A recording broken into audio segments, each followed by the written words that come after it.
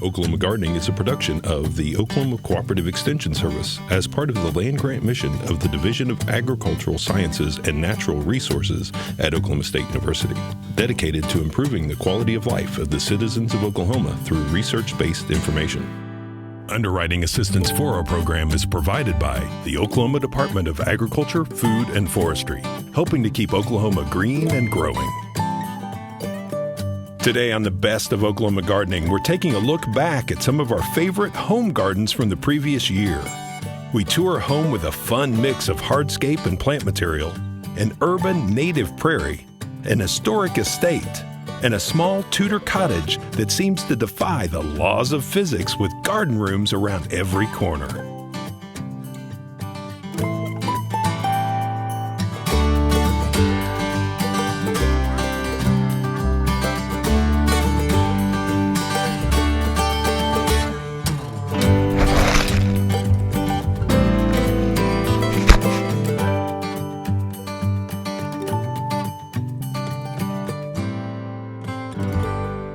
Joining us today is Teresa Bowers, and we're here at her home residence to take a look at her garden. And Teresa, we're here by your shade garden. This is just beautiful. Well, thank you. I love how you've incorporated rock throughout your garden. I've always been a rock person, and I don't know why, but so I have collected rocks just like everywhere our travels take us, you know.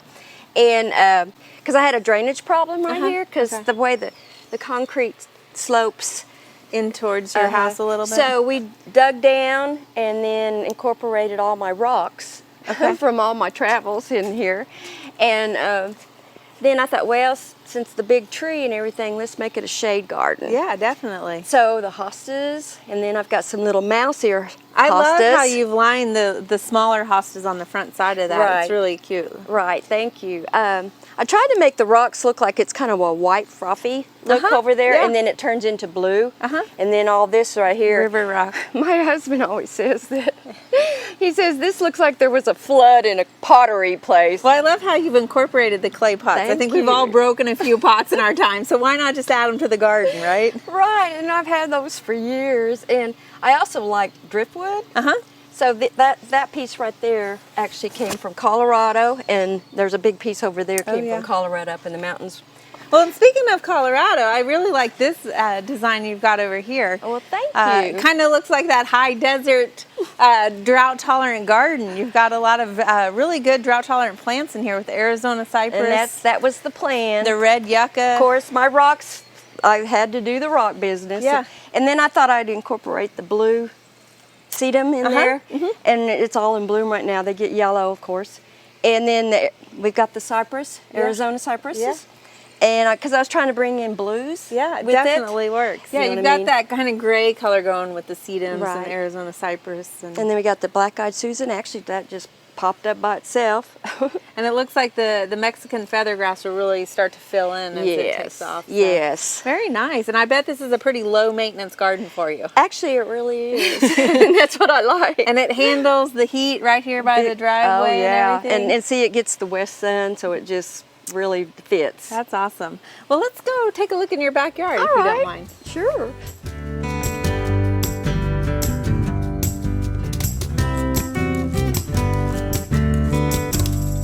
This is just lovely back here. It's a little oasis for you, it seems. This is my abelia bush. It's been here for, And the abelias are such great plants. They're so steadfast, hardy for you. Well, and the butterflies love them, and that's what I was trying to do in these gardens back here is bring the butterflies in. And it's got a nice fragrance to it, too, as you walk past it. I know. So you've got a lot of pollinator plants. So I imagine with the liatris, the rudbeckia, the larkspur that you have here, you're seeing a lot of pollinators, I would imagine. Yeah. Well, actually, this plant here, it's actually the fennel. Yeah. It is the host plant for the swallowtails. Right, right. Well, my rocks. Yeah. Speaking of rocks. I worked out at Tinker, and my son-in-law worked out there for a while, and he told me, he said, Mom, you're not going to believe the rose rocks are out here, and they were actually going to sod over it because they were making a walking trail. So I'd go over there at lunchtime just for something to do and exercise, and I'd bring back a bag, wash them up. Wow. And I collected them. I'm going to say about 5 years Yeah. that it took me to do that. That's a massive amount of rose rocks. I got to say, I love the bricks that you've used, different colors of bricks, and We actually saved the bricks from when we built the house, so these are the same as the house bricks. Oh, very nice. And And as then- we get closer to the pool, we've got a beach here, it looks like. Exactly. Well, the funny thing is my husband's from Florida. Okay. And he actually wanted to move back there, and I was like, no, I can't. So when we go, we just pick up, and so I've got this collection. So this is And his tribute to Florida here. That's what I was trying to do, Very you know. nice. And I got more over here, but then I was trying to make it like blue, like water. Mm-hmm. So I put the spiderwort in there. Yeah, that's And it blooms blue, so it's pretty. with and the then Russian sage. the yeah. Russian sage, so it's blue. And then I had a broken fish right there, so I just incorporated it Looks in like there. he's jumping out of the water that way. And we're just a week early for all your lilies. It seems like your Yes. lilies are going to be coming on pretty soon, and your Yes. hibiscus. But you just have a lovely garden here, Teresa. Thank you so much for sharing Well, it with thank us. you. I'm so glad you came out.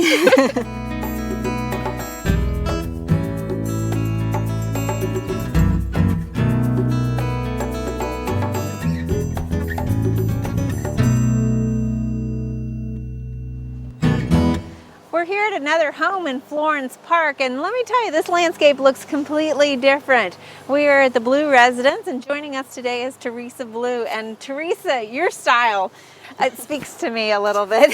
So I'm so happy it does. It's definitely a repurpose, use what you have. I mean, let's look at your vegetable garden first of all here. I love that you have used tree logs to kind of create these raised beds. Yeah, I like the vertical look and the logs, and I kind of have logs throughout the garden, and I just like to keep things as natural as I can. Yeah. And so you've got pine straw around. I mean, one of the things that I always try to emphasize is you're building the soil as you're gardening too. Right, So you're right. adding organic matter back in. Right. So yeah, I'm always building my soil. When I weed or prune trees, I break it up into little pieces and just throw it back down. Yeah. And then if I need to cover it up with something to look pretty, I will. But It's fantastic. And now we transition from the vegetable garden a little bit into your side yard, and let's go ahead and take a look further back here at what you have. So Teresa, I love some of the features people add to their gardens to make it personal. You've got a lot of different bricks and tile work here. Tell me about some of the stuff that you've added into your garden. okay, when we first moved in this house, we had a water problem right here, and we were always walking down through here, and it was getting real muddy. And my husband and my son, I just had piles of rocks and bricks and whatnot, and my husband and son put this together for me for Mother's Day one year. Well, So it's been there for a pretty long time. And these tiles right here, they're drain tiles that I dug up out of the yard. wow. I was digging in one of the beds, and I had to dig down like 4 feet for them. Everyone thought I was crazy, but I found the first one, and I couldn't stop myself. What a great find. And it's part of the history of the house here, right? Yeah. So, and you've got an interesting take on screening your neighbors, so that you can have some privacy. So that you've used some corrugated metal here, but you've kind of offset it with some shrubs and things like that. Right. When I put it in, I did want to screen these, and I wanted something other than complete trees. It was just going to cost so much money to buy that many trees. And my neighbor over here, actually a friend of mine helped me come up with this idea. And then my neighbor is a welder, and he made these for us. So Oh, excellent. we have them all the way around So it and into really the was chicken a coop. partnership to build that fence Yes, with it your was. neighbor. It actually. was. We all kind of collaborated on it.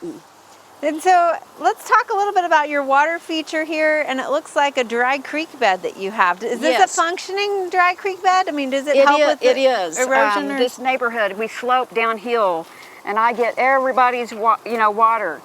And so it was really a real problem for us. And I just wanted to turn the problem into something that would be a landscape feature.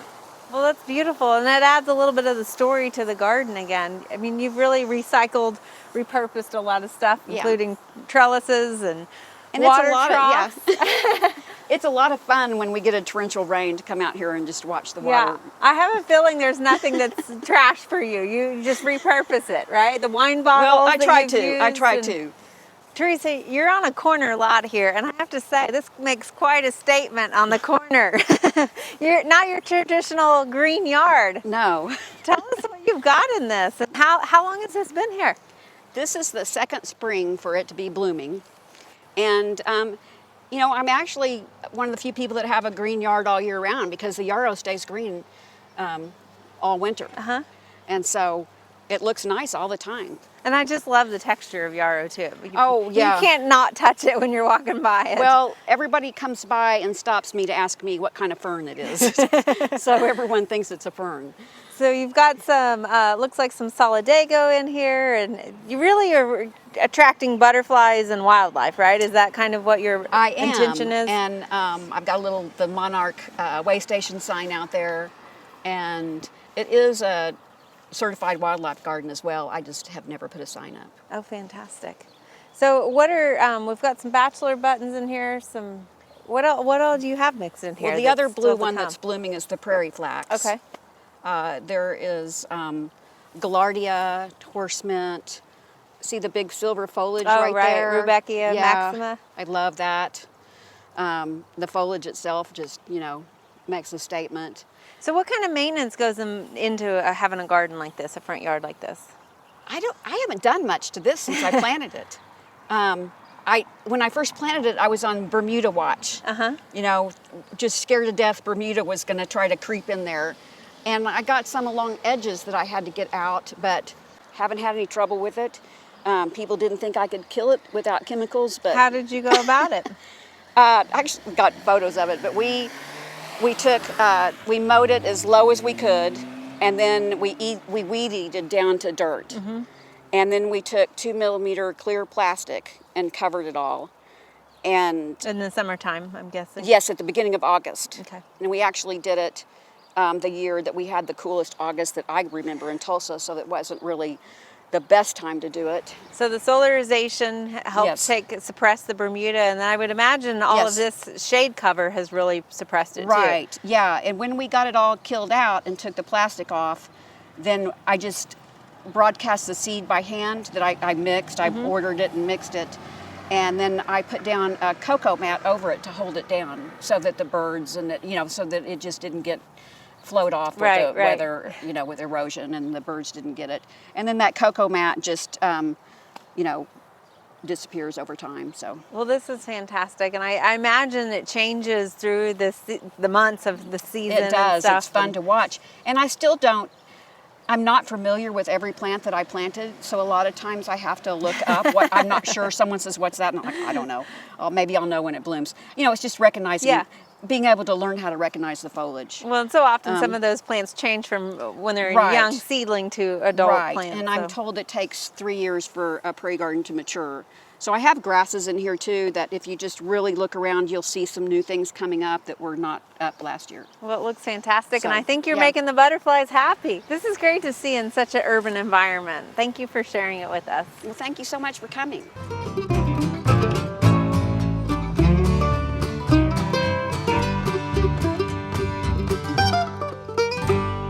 Today we're at the McBurney Mansion in Tulsa, Oklahoma, home of Wendy and Gittner Drummond. And joining us today is Marcus Clayton, who is the residential horticulturist and gardener on site here. And Marcus, I mean, this is a beautiful estate. How large of a property is this? So the property is a 22,000 square foot home that sits on a 3-acre lot. Okay, so that's a lot of garden to maintain. Yes. So this home is actually on the National Historic Registry. Correct. How does that influence the landscape, and is there any concern that you have to do to protect the landscape around it? All of the mature trees and with the cedars and the southern magnolias are protected under a historic easement. Okay. So they were anything planted with the original house in 1927 is therefore protected under the same easement that protects the home. All right, so you got to make sure to guard those beautiful, and they're beautiful trees. Yeah, and I would leave them anyway. Any mature tree I want to leave on site anyway, right? Yeah, so you've got a lot of trees on this property too. Not only the mature trees, but you've come in with some pawpaws and a lot of fruit trees. Can you tell us a little bit about those? I've used fruiting trees as well as shade trees as well. So I have 2 different varieties of peaches on site, 1 variety of nectarines, making up for 6 trees that will cross-pollinate one another. Okay. There are methley plums on property that I cross-pollinate with some flowering plums, as well as 3 varieties of blueberry shrubs up front, and like you mentioned, pawpaw, which is actually more so not for the fruit, but it's the host plant for zebra swallowtail. Okay, which leads me to my next thing. You've actually got a Monarch way station also Yes. here. Why did you decide to go down that route? I mean, it seems a little more prairie than what the home might lean to with the design and stuff. Yeah, so coming from a land and riparian restoration style background, when I moved down here, or before I moved down here, when I looked at the property and looked at the architecture style of the house, it screamed cottage style gardening to me. But I wanted to keep it in context with native and naturalized plants here in Oklahoma, which would attract wildlife, including monarchs. This being a portion of the monarch migration path from Canada down to Mexico. Right. It just made sense. So I'm using more native and naturalized species that cater to not only monarchs, but all species of butterflies. We host 17 different butterflies here on property, as well as different bird species and whatnot, providing food sources, berries, nectar, seed, and whatnot. Well, Marcus, I know it's a historic landmark, not only for the city here, but also the state and nationally, of course, and it's great that they renovated it. And let's look a little bit more at some of the renovation they did. I mean, Yes. This view is spectacular, right? So, Right. I mean, so there's a natural spring, is that what I understand? That Yes, feeds the into natural this? spring starts on the front corner of the property here and comes down along the hillside, which feeds the upper pond down here. Okay. It was actually a spring that Washington Irving used to water his horse at. Oh, really? Yes. So there's definitely There's some actually history history here, right? Yeah. So let's talk a little bit about some of the plant material that you used on this hillside again. So you've got Okay. some mixed sun, mixed shade. You've got beautiful dogwoods and lilacs starting to Yes. bloom. A lot of things just now coming out. I mean, I know this is a busy time in the garden, Right. cutbacks and things like that. So tell us what we can see. Some of the species here, and a lot of them, up here I was keeping a white theme, and with the contrast of purple in the front. But the white is really because a space like this is used more at night. I wanted to reflect the moonlight back off of the white blooms. Coming down the hillside, I'm using more native and natural plants that will actually help with erosion control as well. So you see some of your different sumacs and whatnot that will colonize and hold that hillside in. Where I couldn't use larger plant material, I've used both native seed mixes and some annual seed mixes just to add color pop, but also provide pollination for butterflies and bees throughout the summer. Yeah, you've got a lot of crooks and crannies between the Yes. rocks that are on that hillside. Yes. So seeding has worked best for you? Seeding has worked better than anything else. Some plugs, I've used some sedum plugs in there. That did decent, but with just such small soil, seeding has worked best for me, right? Excellent, excellent. And I imagine that you get a lot of wildlife and birds coming off of, we're on the Arkansas River right here. Yeah. About every songbird that native to the area. We've seen painted buntings on site for songbirds. But yes, we have night and blue heron that fish in our ponds. The bald eagles in nesting season, January, February. I've seen 3 at one time. We have 4 different resident hawks that live on site. Great horned owls. I've seen barred owls. There's a resident fox that runs around. And I've also seen a bobcat as close to the carriage house as my front door. Oh my goodness. Well, it's an amazing, and we're right here just south of downtown Tulsa. We are pretty much downtown Tulsa. Yeah, so to have that sort of wildlife coming in off of the river, it's quite a sight, I'm sure. Yes. Thank you for sharing this beautiful home with us, and we appreciate you opening up the doors to us. Thank you.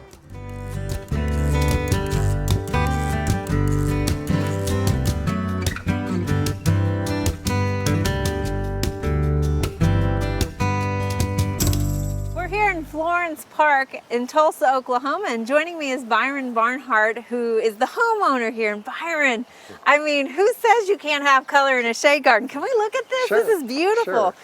I mean, just the curb appeal alone for your home and what we've got here. Well, How did you get your inspiration? I like color. I think the gingerbread houses that are here in Florence Park, they have a lot of character, and I think that that's even more accented with color. And so I started looking for plants that would provide color and actually accent or highlight the features of the house. Yeah, yeah. I So- mean, the Japanese maple ties in so well with the Yeah. is it Tudor cottage craftsman style home. I'm not the architecture person, but it's beautiful with the hostas, the different shades of hostas that you have here. Right. Stilby's really coming on. Yes. With your heucheras. Yeah, and it's these are about a year old, most of the plants in here, and so they're starting to see more color after the second year. Right. And certainly are looking much more healthy from the time that when they were planted. The climbing hydrangea has gotten to be very large in 1 year. And it looks like it's got some buds coming on it there. I think we're going to have some more color there as well. So. Well, I love how you've tucked in some coleus even in your rocks here, using those pockets that are naturally found in these stones. Yeah, and there's obviously more space for some more, and so I'm planning on putting some seasonal color in here with just the annual flowers that haven't gotten to that yet, but hopefully we'll be able to do some of that here in the near future. But this has turned out very well, better than I expected, and apparently the things that are in here now like it. So it's a little bit of trial and error until you find the things that will do well in this environment. We've got a great mix with the Solomon seal and the columbine and the heuchera. I mean, we're barely into spring and you've got so much color coming on already. Yeah. It's amazing. Yeah. It's I'm going to miss it when it's gone. Well, there will be something else. That's Yeah. when the hydrangeas are coming on. Right, So right. I'm being enticed to come around to the corner here. Well, I Can want we you take to. a look? Yeah, sure. And Here. again, speaking of color in the shade, I mean, you primarily have hostas, again, a few columbine in here, but look at the color that you have just in the Right. shades of green. Right. Yeah. And that was the idea is, I thought, well, not a lot of plants do well in the shade. However, hostas certainly like the shade. And fortunately for me, hostas come in different colors, just the leaves. Yeah, it's such a nice little collection. And as we walk through your backyard, and your estate here isn't necessarily that large, but there's so much No. to discover as we go through it. I Right. mean, there's something around every little corner, it seems like. And that was the idea. This, This wall is spectacular. yes, it's dry stack and river rock, and that was designed to break up the backyard. So once again, it would force people to want to know what lies beyond the wall, and that was the idea. The inspiration behind this was to get people to ask that question, say, well, what else is next? And so when you come back here, it's I think the Graham Blandies they soften the wall somewhat and give some color without having to rely on flowers or annuals, since these are such a stark green against that dark stone. And I think that in itself gives you that contrasting color. So have you designed all of this, or where? I mean, I know you've renovated your whole house. Right. Let's talk a little bit about the design process and where you got your inspiration for the landscape out here. Well, my inspiration really came from making trips over to Eureka Springs, Arkansas. And I enjoyed going over there. And because I was going over there quite a bit, I liked the narrow pathways and the stairways that always seemed to lead somewhere, but you couldn't quite see where unless you went down that pathway. We're curious beings, aren't we? Right. So that was my inspiration for doing this. And I thought the side yard worked out well because it's narrow. And I think ultimately you can do a narrow walkway, and it limits your vision to the backyard. And so much like Eureka Springs, it allows people to come in, and then it forces them to want to say, hey, where does this go? Or I need to go further to see what's back there. But that was a great inspiration for me, and that's why I thought I could maybe do a small version of that right in the city. Right, right. Well, you've done a fantastic job, and I know as we kind of look through your house, which will also be on the tour, that there's such intimate spaces, and you've just put so much detail and character in each one of those spaces, and that's truly reflected out here in your landscape as well. Well, these are smaller homes or older homes, but they have so much character, and I think that sometimes we miss the boat if we pass up these older homes and we don't give them the love and spend the time and money on them to bring them back and actually do some things like this that really make them a pleasant place to live and to be around. So so I'm kind of hoping that maybe it'll inspire other people who have some of these smaller homes to spend some time and money on them and do some of the similar things.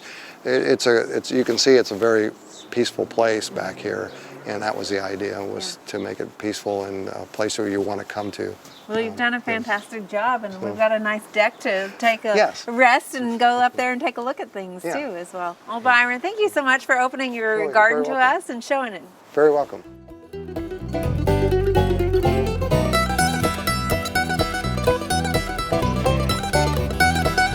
There are lots of great horticultural events this time of year. Be sure and consider these activities when you're making your plans for the weeks ahead.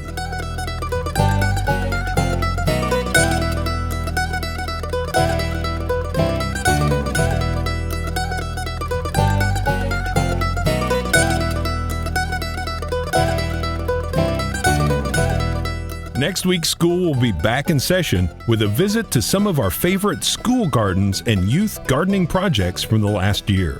We hope you join us then for more TV You'll Grow to Love. To find out more information about show topics, as well as recipes, videos, articles, fact sheets, and other resources, including a directory of local extension offices, be sure and visit our website, oklahomagardening.okstate.edu. And we always have great information, answers to questions, photos, and gardening discussions on your favorite social media as well. Join in on Facebook, Twitter, and Instagram. You can find this entire show and other recent shows, as well as individual segments on our Oklahoma Gardening YouTube channel. And tune in to our OK Gardening Classics YouTube channel to watch segments from previous hosts. Oklahoma Gardening is produced by the Oklahoma Cooperative Extension Service as part of the Division of Agricultural Sciences and Natural Resources at Oklahoma State University. The Botanic Garden at OSU is home to our studio gardens, and we encourage you to come visit this beautiful Stillwater jewel. We would like to thank our generous underwriter, the Oklahoma Department of Agriculture, Food, and Forestry. Additional support is also provided by Pond Pro Shop, Greenleaf Nursery and the Garden Debut Plants, the Oklahoma Horticultural Society, and the Tulsa Garden Club.